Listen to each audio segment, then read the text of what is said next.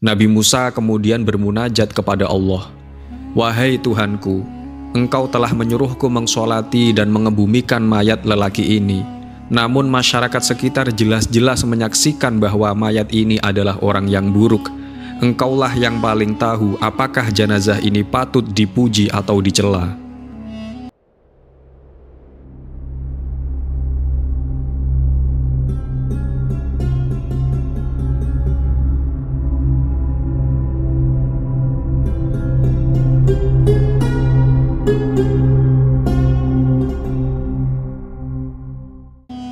Assalamualaikum warahmatullahi wabarakatuh. Sahabat-sahabat muslim yang dirahmati Allah subhanahu wa ta'ala, alhamdulillahirabbil alamin. Puja dan puji syukur semoga tetap tercurahkan kepada Allah subhanahu wa ta'ala yang telah memberikan nikmat sehat, nikmat iman dan Islam, hingga kami dapat berbagi kembali seputar kisah-kisah Islami. Sholawat serta salam Allah subhanahu wa ta'ala semoga tetap tercurahkan kepada junjungan kita Nabi Agung Nabi Muhammad SAW, yang selalu kita nantikan syafaatnya beliau kelak di yaumil akhir. Sahabat-sahabat muslim yang dirahmati Allah subhanahu wa ta'ala, dalam perbincangan tentang kisah inspiratif, terdapat dua tokoh dalam sejarah yang mampu memotivasi dan memberikan pelajaran berharga kepada manusia. Ia adalah Nabi Musa dan pemabuk. Meskipun terdengar kontras, kisah ini memiliki makna mendalam yang dapat menginspirasi para pendosa untuk tidak putus asa dari rahmat Allah subhanahu wa ta'ala. Dikisahkan bahwa sesungguhnya ada seseorang yang meninggal dunia pada masa Nabi Musa alaihi salam. Orang-orang sekitar tak mau memandikannya dan mengafaninya karena kefasikannya alias keburukannya yang meresahkan. Bahkan mereka memperlakukan mayat laki-laki itu seperti bangkai binatang. Mereka menyeret kakinya dan membuangnya ke tempat sampah, tempat pembuangan sampah-sampah di masyarakat setempat. Atas kejadian ini, Allah memberikan wahyu kepada Nabi Musa. "Hai Musa, di kampung Fulan ada seorang laki-laki meninggal dunia, sedang ia dibuang pada tumpukan kotoran hewan. Masyarakat tidak ada yang mau memandikan, mengafani dan menguburkannya, padahal yang mati itu adalah salah satu di antara kekasihku. Datangilah dia, kau mandikanlah dia, kafani, sholatkanlah dan kebumikan orang itu." Usai mendapatkan perintah demikian, Nabi Musa akhirnya menuju lokasi yang dikehendaki. Nabi Musa mencoba bertanya tentang siapa gerangan sebenarnya orang yang baru saja meninggal tersebut kepada warga sekitar. Mereka pun menjawab kepada beliau, "Orang yang telah mati itu, dia sikapnya begini, begini dan begini. Dia adalah orang yang fasik, dia adalah orang yang buruk, suka menampakkan perilaku dosa besarnya kepada masyarakat dengan terus terang." Jelas warga sekitar mengomentari si mayat yang dimaksud. Nabi Musa pun berkata, "Bisakah saya ditunjukkan di mana letak mayat itu berada? Allah menyuruhku datang ke sini semata-mata karena lelaki itu," pinta Nabi Musa. Akhirnya Nabi Musa bersama orang-orang sekitar pun sampai di lokasi keberadaan mayat. Beliau melihat ada jenazah terbuang di atas kotoran hewan serta mendengar keterangan buruknya perilaku si mayat, seolah-olah si mayat memang di masa hidupnya menjadi sampah masyarakat. Nabi Musa kemudian bermunajat kepada Allah, "Wahai Tuhanku, Engkau telah menyuruhku mengsolati dan mengebumikan mayat lelaki ini. Namun masyarakat sekitar jelas-jelas menyaksikan bahwa mayat ini adalah orang yang buruk. Engkaulah yang paling tahu apakah jenazah ini patut dipuji atau dicela." Mendapat aduan demikian, Allah menjawab, "Wahai Musa, memang benar apa yang diceritakan masyarakat sekitar tentang perilaku buruk mayat tersebut semasa hidupnya. Namun saat akan wafat, dia telah meminta pertolongan kepadaku dengan 3 hal. Andai saja 3 hal ini semua orang yang berlumuran dosa memintanya kepadaku, pasti aku akan mengabulkannya. Bagaimana mungkin aku tidak mengasihani dia, sedang ia sudah meminta belas kasihan kepadaku, padahal aku adalah Zat yang Maha Kasih dari semua yang bisa berbelas kasih." Nabi Musa kembali bertanya kepada Allah, "Apa 3 hal tersebut ya Allah?" Allah pun menjawab, "Pertama, saat mendekati waktu wafatnya, lelaki ini berkata, 'Ya Tuhan, Engkau maha tahu tentang kepribadianku. Aku adalah pelaku aneka macam maksiat. Meski begitu, hatiku begitu benci terhadap kemaksiatan. Aku melakukan maksiat karena 3 hal, yaitu dorongan hawa nafsuku yang membara. Aku tidak kuat mengendalikannya, sehingga aku terjerumus melakukan kemaksiatan. Selain itu, teman-teman, komunitas, serta lingkunganku yang buruk pengaruh godaan iblis, semuanya menjadikanku jatuh ke lembah kemaksiatan. Sungguh Engkau mengetahui tentang diriku ini atas apa yang telah aku adukan. Maka ampunilah hamba-Mu ini ya Allah." Kedua, sebelum wafat lelaki tersebut juga berkata, "Ya Tuhan, sesungguhnya Engkau tahu bahwa aku pelaku aneka macam maksiat. Kedudukanku, derajatku pasti setara dengan orang-orang yang fasik. Namun meski begitu, dalam hatiku, aku lebih suka berteman dengan orang-orang yang soleh. Aku suka cara-cara mereka menjauhkan hati dari gebiar gemerlap dunia. Sejatinya aku suka duduk bersama mereka. Hal tersebut lebih aku cintai daripada hidup bersama para pelaku dosa." Yang ketiga, dia juga berkata begini, "Ya Tuhan, Engkau pastinya tahu bahwa orang-orang yang soleh lebih aku cintai daripada orang-orang yang fasik. Sehingga andai saja ada 2 orang, yang satu soleh dan yang satu buruk di depan mataku, pasti aku akan mendahulukan kebutuhan orang soleh daripada orang yang jelek."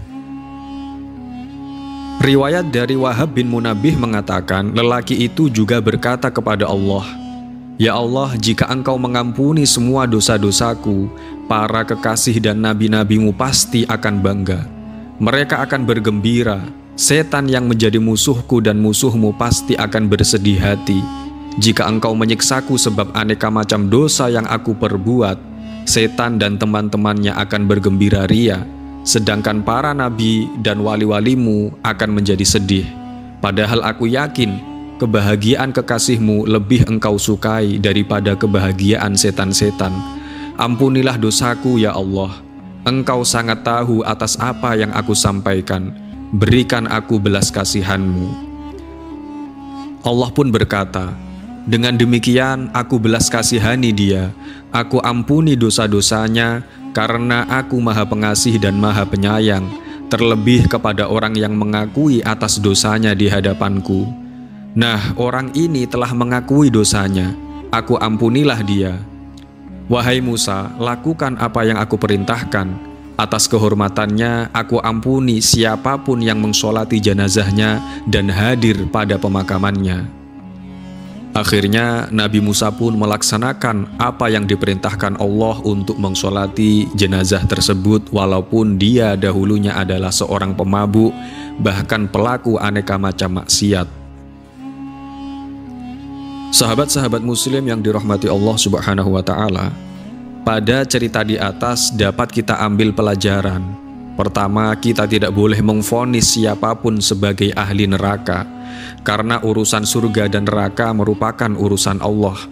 Kita hanya perlu menyikapi satu hal secara lahiriahnya saja, secara zahirnya saja. Dan yang kedua, orang yang meninggal dalam keadaan Islam, walaupun semasa hidupnya bergelimang kemaksiatan, ia tetap harus dirawat sebagaimana jenazah orang muslim pada umumnya. Yang ketiga, kita perlu waspada kepada siapa saja untuk tidak berprasangka buruk kepada mereka, sehingga kita menjadi merasa lebih baik daripada mereka. Siapa tahu orang yang buruk itu karena mereka pandai mengolah hati serta rasa, mereka lebih dicintai Allah daripada kita.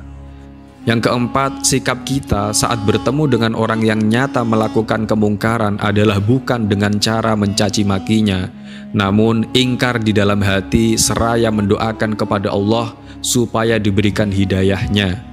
Andai saja ternyata dia lebih baik dari kita berharap doa tersebut menjadi pintu Allah mengampuni kita sebab kita mengasihi sesama saudara kita. Yang kelima, berpikir, bermunajat, berbisik, berusaha berkomunikasi dengan Allah akan membukakan banyak jalan kita kepada Allah Subhanahu wa Ta'ala. Sahabat-sahabat Muslim yang dirahmati Allah Subhanahu wa Ta'ala, hikayat di atas berdasarkan hadis dari sahabat Ibnu Mas'ud. Beliau berkata, Rasulullah Shallallahu Alaihi Wasallam bersabda, Al-fajiru ar-roji rahmatullahi ta'ala aqrabu ilallahi ta'ala minal abidi al-muqniti, yang artinya orang durhaka yang mengharap rahmat Allah yang maha luhur itu lebih dekat dengan Allah yang maha luhur daripada orang yang ahli ibadah yang putus asa dari rahmatnya. Sahabat Ibnu Mas'ud berkata, telah menghabari kami dari sahabat Zaid bin Aslam dari sahabat Umar, sesungguhnya ada seorang di dalam umat-umat terdahulu yang giat dalam beribadah dan memberatkan dirinya dalam beribadah, dan dia membuat putus asa manusia dari rahmat Allah yang maha luhur. Kemudian dia meninggal dunia. Lalu dia bertanya, wahai Tuhanku, balasan apa bagiku di sisimu? Allah Subhanahu wa Ta'ala pun menjawab, neraka. Dia bertanya, dia komplain, wahai Tuhanku, lalu di mana ibadah dan upaya giatku selama ini? Allah Subhanahu wa Ta'ala pun menjawab, sesungguhnya kamu telah membuat putus asa manusia dari rahmatku di dunia, maka pada hari ini aku memutuskanmu dari rahmatku. Diriwayatkan dari sahabat Abu Hurairah radhiyallahu anhu dari Nabi Shallallahu Alaihi Wasallam, sesungguhnya dahulu kala ada seseorang yang tidak melakukan amal kebaikan apapun kecuali tauhid. Ketika kematian mendatanginya, ia berkata kepada keluarganya, jikalau aku mati nanti, maka bakarlah aku dengan api sehingga kalian meninggalkanku dalam keadaan menjadi abu. Kemudian taburkanlah aku di laut pada hari angin, yakni saat angin bertiup kencang. Mereka pun melakukannya. Lalu tatkala ia berada di genggaman Allah yang maha luhur, Allah bertanya, apa yang mendorongmu pada apa yang telah kamu lakukan? Lelaki itu menjawab, aku takut kepadamu. Lalu Allah pun mengampuninya sebab rasa takut itu, sedangkan ia tidak melakukan amal kebaikan apapun kecuali tauhid. Sahabat Muslim yang dirahmati Allah Subhanahu wa Ta'ala, dari kisah-kisah di atas kita bisa ambil pelajaran bahwa sebesar apapun dosa kita, sesering apapun kita mengulangi kesalahan, kita dilarang sedikit pun merasa putus asa dari rahmat Allah Subhanahu wa Ta'ala. Kita harus terus bangkit dari keterpurukan dan terus melangkah mencari ridho Allah Subhanahu wa Ta'ala. Oleh karena itu, sangatlah penting bagi kita untuk memahami bagaimana cara menemukan harapan dan keteguhan dalam menghadapi ujian-ujian hidup ini, yakni tetap berpegang pada iman saat menghadapi kesulitan dan ujian. Jangan pernah lepaskan pegangan pada iman kita. Ingatlah bahwa Allah selalu bersama hambanya yang sabar dan tawakal, berpegang teguh pada keyakinan bahwa Allah tahu apa yang terbaik untuk kita dan Dia tidak memberi ujian melebihi kemampuan hambanya. Berdoa dan berserah diri. Doa adalah senjata yang sangat kuat dalam menghadapi kesulitan. Allah berjanji dalam hadis qudsi, aku sebagaimana sang hamba berprasangka tentangku. Jika kita mendekatkan diri kepadanya dengan tulus dalam doa, Allah pasti mendengar dan merespon. Belajar dari kisah para nabi. Setiap nabi yang Allah utus mengalami berbagai ujian dan cobaan. Contohnya Nabi Ibrahim diuji dengan perintah menyembelih putranya. Nabi Yusuf dihadapkan pada pengkhianatan saudara-saudaranya. Dari kisah-kisah ini kita belajar tentang kesabaran dan keteguhan dalam menghadapi ujian. Kemudian bertawakal dan berusaha. Meskipun kita tawakal atau berserah diri kepada Allah, bukan berarti kita hanya diam tanpa berusaha. Rasulullah bersabda, berusahalah sekuat tenaga kamu dan bertawakallah kepada Allah. Berusaha keras dan berdoa adalah kombinasi yang kuat dalam mencapai solusi dalam menghadapi kesulitan. Tak lupa juga kita juga harus membantu sesama. Salah satu cara menghadapi ujian adalah dengan membantu sesama yang lebih membutuhkan. Rasulullah SAW bersabda, Orang mukmin yang paling sempurna imannya adalah yang paling baik akhlaknya, dan orang yang paling baik akhlaknya adalah yang paling baik di antara kalian kepada istrinya. Berbuat baik kepada orang lain juga akan membawa rasa bahagia dan kedamaian dalam hati.